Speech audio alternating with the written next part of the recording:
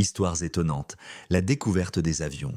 Depuis que l'homme a levé les yeux vers le ciel, il a été hanté par un rêve, volé. Un rêve incarné par le mythe d'Icare, une aspiration à la liberté qui s'est toujours terminée en une chute tragique. Pendant des millénaires, les plus grands esprits, comme Léonard de Vinci, ont dessiné des machines complexes pour imiter le battement d'ailes des oiseaux, sans jamais réussir. La première fois que nous avons quitté le sol, ce fut en flottant, dans les ballons des frères Montgolfier, à la dérive, prisonniers du vent. Ce n'était pas voler. Le véritable défi, la conquête du vol contrôlé, restait entier. La clé fut trouvée non pas par un bricoleur, mais par un scientifique, Sir George Cayley. Au début du 19e siècle, il comprit que la nature s'était trompée. Pour voler, il ne fallait pas battre des ailes, mais avoir une voilure fixe pour créer la portance et une source de puissance séparée pour la pousser. Il a dessiné l'avion moderne un siècle avant son existence.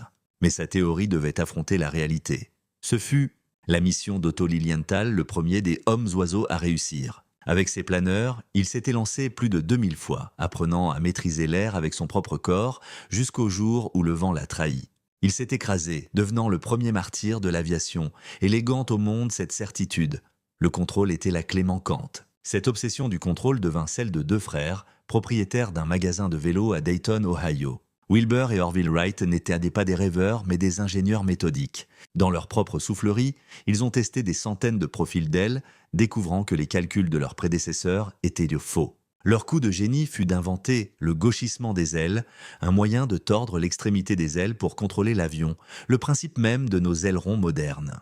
Ensuite, il leur fallait un moteur. Personne n'en fabriquait d'assez léger. Qu'à cela ne tienne, ils en ont construit un eux-mêmes. Le 17 décembre 1903, sur la plage glaciale de Kitty Hawk, le moment de vérité arrive. Orville est aux commandes du Flyer. Le moteur crache sa fumée, la machine s'élance sur son rail, puis l'impensable se produit. Pour la première fois dans l'histoire du monde, un engin plus lourd que l'air décolle par ses propres moyens, vole de manière stable et atterrit sans s'écraser. Le vol ne dure que 12 secondes, précise misérable maître.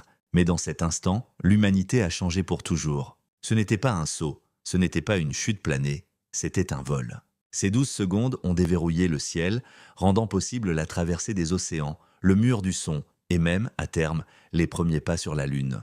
Les frères Wright n'ont pas juste inventé une machine.